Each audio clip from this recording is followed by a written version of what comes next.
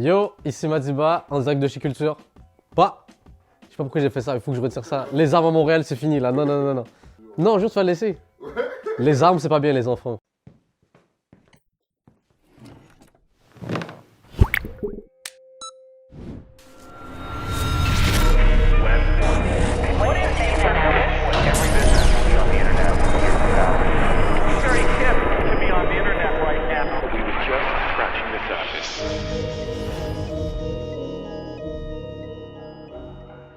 Moi, je suis né en Algérie. J'avais 3 ans quand je suis arrivé ici. J'étais un peu un genre de gars qui s'en foutait un peu de l'école. Je sais pas pourquoi, en fait, je faisais le moindre effort. Quand j'ai compris que je pouvais passer en faisant pas trop d'efforts, j'ai fait comme waouh, ça c'est un concept de fou ça. Donc j'ai commencé à appliquer ça, mais toute ma scolarité jusqu'à l'université, j'ai fait ça. J'aimais bien travailler sur d'autres trucs. On dirait que je savais pas quoi faire exactement avec mes études. Je pense que c'est le problème de beaucoup de jeunes aujourd'hui, c'est qu'on demande de prendre des décisions beaucoup trop tôt pour un truc que tu vas faire toute ta vie potentiellement. Et dès que j'avais comme 14-15 ans, j'adorais faire du montage vidéo et je savais pas comment avoir des débouchés réellement là-dedans, mais j'ai continué à faire des études dans le domaine du marketing et tout. Et j'ai compris que je pouvais faire des vidéos en faisant des publicités, des trucs comme ça, donc j'ai essayé de continuer là-dedans. Et YouTube est arrivé dans ma vie, voilà comment c'est arrivé là. Salut tout le monde, ici Madi. Et récemment, je suis allé au Comic Con 2013 de Montréal. Pourquoi? Donne-moi de l'argent pour ça. Non, non, non. Ok, non, en gros, personne, juste parce que pour moi, c'est des vieux souvenirs, mais c'était un micro-trottoir. Et j'avais posé des questions durant une convention qui s'appelle le Comic Con. En fait, je me suis dit, c'est une belle situation pour pouvoir filmer. Il y a des beaux costumes. Je suis dans une convention un peu geek, j'aime ça. Pourquoi tu me fais ça? Je t'ai rien fait.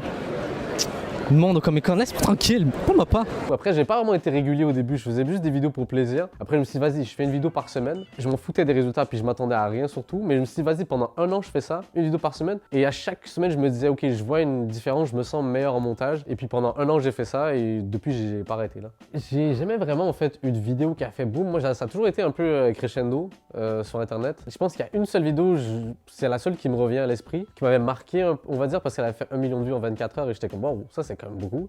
Et parce que ça m'a fait rappeler une punchline de PNL là. Millions de vues en 24 heures, mon frigo n'a plus peur. Et je me suis dit shit. Il avait fait pour moi cette phrase. C'était la vidéo où est-ce que j'avais DM plein de célébrités. Ouais, plein de monde qui m'a répondu, c'était drôle à ce moment-là. Il y avait DJ Snake, il y avait genre. Je me rappelle, Lafouine m'avait répondu, mais c'est parce que je lui disais que c'est fake AirPods qui vendaient là, en fait, ils étaient nuls à chier ou un truc comme ça. Bref, il m'avait juste dit qu'il faisait pas le service après-vente. Et vraiment, franchement, c'était bien drôle. Là. Que des conneries comme ça, là. C'était rien de sérieux à en parler, là.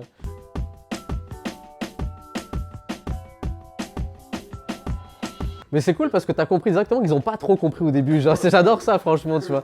Parce que faut pas oublier que mes parents sont immigrés, donc ils s'attendaient à ce que médecin, avocat, un métier classique, on va dire, de prestige. Ben moi, j'avais toujours l'excuse que j'étais étudiant. J'ai déjà travaillé dans des petits tables, genre au Starbucks, au Target, ou trucs comme ça, et je me disais, travailler pour un salaire que je vais claquer pour de la bouffe ou des conneries, j'en ai marre en vrai. Je préfère mieux, master mon craft ou travailler vraiment à fond un truc. Comme ça, au moins, je vivrai avec aucun regret. Ouh, philosophe, t'as vu, genre.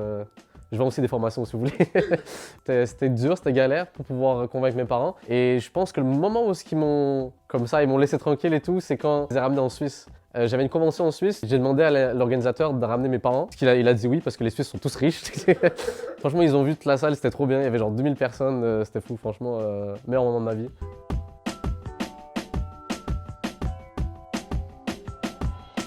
Comment tu sais ça, toi?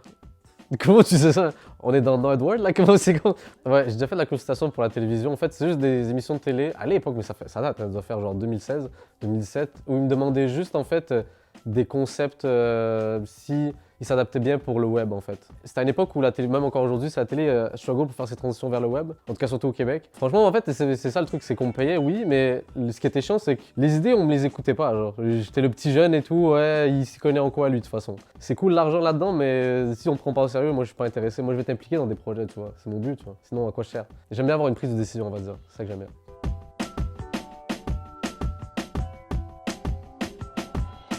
En gros, Unknown, c'est un label que j'ai décidé de créer parce que moi j'aime beaucoup mettre des artistes en avant et je me suis dit, tu sais quoi, vas-y, il faut que ce soit un peu un truc plus professionnel que juste moi qui fais des vidéos qui en parle et tout. Et surtout, en fait, je voulais structurer un artiste, je veux l'aider dans sa DA, je veux l'aider dans plein de délires, même dans ses clips. Et le truc, c'est que je me suis dit, je peux pas créer un label sans que même moi, j'ai pas sorti un projet pour montrer ce que je suis capable de faire au monde entier, tu vois. Je vais focuser d'abord sur mes projets à moi et ensuite, je vais annoncer les artistes qui seront signés chez Unknown et puis continuer à développer ça encore là. Ok, donc t'as des artistes signés là. Là, j'en ai un seul. Mais c'est secret. C'est unknown. Non, c'est pas moi. Je me compte pas. Je dirais pas, c'est secret. Je reste quand même avec l'étiquette de youtubeur, tu vois. Et beaucoup de personnes au début prennent pas ça au sérieux, surtout que j'ai fait écouter jamais les chansons. Moi, j'ai pas envie qu'on me prenne au sérieux par des noms, peu importe et tout, juste que mon nom suffise pour pouvoir parler au major et être pris au sérieux. Donc, même si ça prend encore une fois 10 ans et tout, là, pour être pris au sérieux, je m'en fous. Mon but, c'est pas d'être pris au sérieux par ces gens-là. Moi, c'est de faire de la bonne musique. Et dans tous les cas, ils viendront. La preuve, là, j'ai sorti le projet, il y en a plein qui sont venus pour dire: ah, Madi, c'est donc, ton projet est sorti. Mais dans l'idée, ouais, je suis très confiant pour la suite et tout. Puis, je vais surtout leur montrer qu'on n'a pas besoin d'eux, tu vois.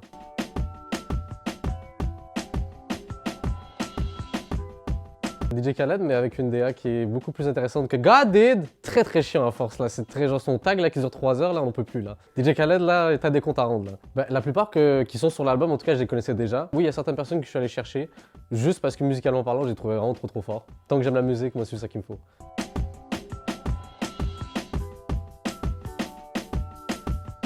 Moi, je suis quelqu'un qui demande à discuter, à trouver des bons noms. Donc je me dis, il faut que je me trouve une façon. Et juste en diguant sur Internet et tout, en essayant de trouver les origines de la création d'Internet, je suis tombé sur un truc qui s'appelle Quantum Link. Au début, Internet appartenait à l'armée. Il y a des gamers qui ont décidé de créer des réseaux entre eux pour pouvoir jouer. Genre à l'époque des Atari et tout, dans les années 80. Et ils ont créé un espèce de réseau qui est devenu très populaire, qui s'appelait Quantum Link. Et pour moi, c'est un peu les précurseurs de ce domaine, comment dire, de jouer entre eux, d'être connectés. J'ai juste enlevé le link et j'ai utilisé Quantum parce que je sais pas, je trouvais le nom joli.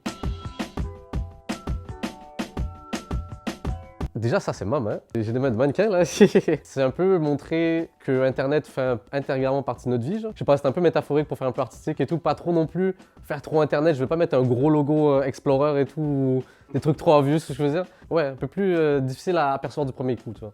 Parce que moi, je suis un créateur de contenu sur Internet et je sais ce que c'est que juste devoir utiliser de la musique, là, c'est une galère sans se faire claim copyright et tout. Et moi, justement, les labels, je trouve qu'ils sont très vieux là-dessus. Je trouve qu'ils ont rien compris au concept juste de partager de la musique. Parce qu'ils veulent tellement optimiser l'argent dans la musique, quitte à claim, en fait, tous les youtubeurs qui utilisent juste 10-15 secondes de leur musique. Alors que pour moi, c'est une façon de partager le son, justement. On l'utilise pas à l'intégrale, on fait juste écouter un extrait. Si tu es youtubeur, streamer, peu importe, là, créateur de contenu, tu peux faire ce que tu veux avec mes sons. Et surtout, tu sais, pour moi, TikTok, c'est un peu cette représentation. Pourquoi, en fait, l'application fonctionne? C'est parce qu'on peut utiliser de la musique pour en faire du contenu. Et c'est ça que les gens n'ont pas l'air d'avoir compris, en tout cas chez les labels. Là. Donc à un moment donné, commencez à être dans votre temps là. Mettez-vous à jour là. Faut juste s'adapter avec les demandes des gens, surtout que dans Internet, genre tout est free, genre on dirait que c'est la jungle. Mais je pense pas qu'Internet sera toujours comme ça. Je pense qu'un jour, ce sera beaucoup plus limité. Là, on est dans un Internet un peu, comment dire, libre. À l'époque, c'était même très Far West, mais on dirait que de plus en plus, ça se restreint. On verra la suite des choses, ça risque d'être intéressant.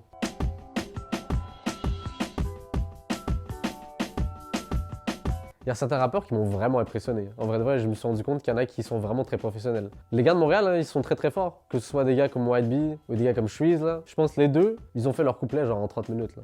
30-35 minutes, là. Et des vrais couplets, là, pas des trucs... ils m'ont bien respecté là-dessus, et franchement, big up à eux. Et surtout sur la Lune. Sur la Lune, oh my god. Ce gars-là, là, si vous connaissez pas déjà, là, ça va être une future rockstar que vous le voyez ou non, là. Il m'avait choqué juste parce que je lui ai juste fait écouter la prod, et en même pas 5 minutes, il était dans le bouffe déjà en train de wreck, et il a même pas posé de questions, il m'a fait confiance de fou. Et big up à lui, là.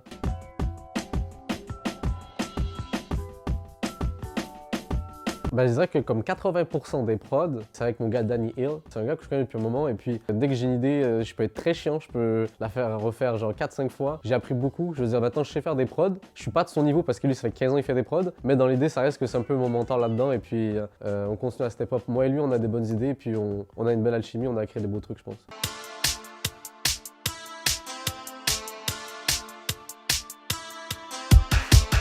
J'adore le fait que tu poses ces questions-là parce que c'est clairement mon projet de vie ça. Moi en fait je veux connaître toutes les sphères de pouvoir faire un film. Et ça passe par moi par l'audio, faire de la musique, ça passe par justement faire des beaux visuels et tout, que je travaille via les clips. Les clips ça permet justement de travailler ça, c'est des plus petits formats. Et moi l'objectif sûr dans le long terme c'est de faire un film et tout là, mais je parle dans 10 ans, un truc comme ça là, mais ouais clairement c'est le projet là ouais. Mais il faut beaucoup d'argent donc c'est pas tout de suite. Ouais.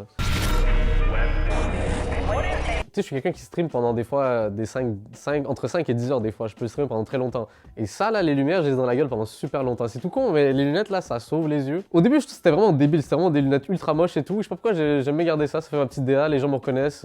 En plus, ça fait un lien avec la musique, ça fait un lien avec tout le délire un peu futuristique et tout. Donc, je sais pas, ça fait partie de moi maintenant, là. Je t'ai trouvé super timide, puis je te connaissais pas. Puis là, on me dit, ah, mais c'est Madiba et tout. Il y avait un contraste entre la star que t'étais sur Internet, puis l'humilité et le calme. Bah, moi, il y a un truc que je déteste le plus, c'est les gens qui ont des followers qui font les rockstars, tu vois. Moi, c'est bien un truc que je déteste. Donc, Je sais pas, j'ai pas envie d'avoir l'air d'un gars différent qu'un gars normal, tu vois, genre quand tu me croises ou peu importe et tout. Je pense que les gens qui prennent la grosse tête pour des followers, c'est vraiment des grosses merdes de base ou des gens qui ont pas confiance en eux, tu vois. J'aime bien aussi être le gars normal dans la soirée, juste on chill entre nous, on apprend à se connaître, normal, tu vois. Je suis un geek en vrai, j'aime bien rester à la maison, je suis un gars casanier, j'aime bien travailler aussi, j'aime bien faire ma musique, j'aime bien faire mes vidéos. Et c'est surtout que c'est un truc où je me dis, est-ce que je sors dehors, je vais perdre de l'argent ou je reste chez moi et j'en fais? Je veux dire, c'est. La question est vite répondue, j'ai envie de dire.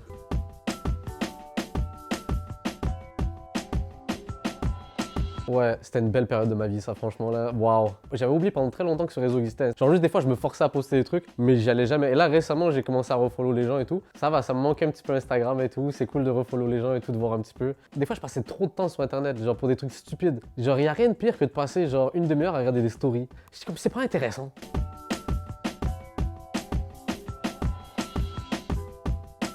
Ok, dans la musique, yo, je suis là pour tout pour rafaler les labels au Québec, là, comprenez-le, genre. Ici, là, on est venu pour tout niquer, comprenez-le clairement, on vient pour tout rafaler. Sachez qu'au Québec, atteindre le sommet dans le monde de la musique, c'est pas très compliqué. Je l'ai fait sans effort, donc on arrive qu'on va vraiment travailler fort, là, vous inquiétez pas. Sinon, dans YouTube, franchement, en ce moment, je m'épanouis tout le temps parce que je fais vraiment ce que je veux. C'est un truc de fou, c'est pas beaucoup de youtubeurs aussi qui peuvent se dire ça. Parce qu'à une époque, j'avais qu'une chaîne, et c'était vraiment des concepts, travailler et tout, des trucs de fou.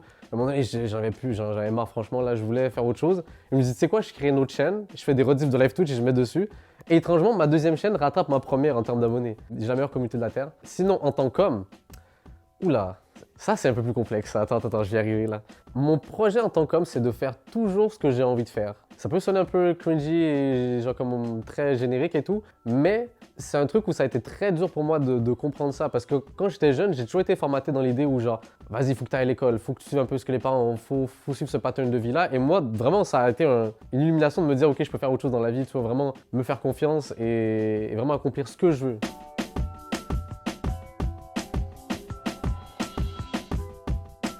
La fierté, c'est de. I guess, j'ai une famille très soudée. Que ce soit mes parents, mon père, ma mère, ils me soutiennent dans tout ce que je fais maintenant et tout. Au début, c'est sûr, c'est différent là, mais on va pas leur en vouloir. J'aurais fait pareil si j'avais eu des enfants qui me disent je veux devenir youtubeur à cette époque-là. Mais sinon, ouais, non, je suis trop content là, franchement, j'ai la belle famille. Merci. Hop là.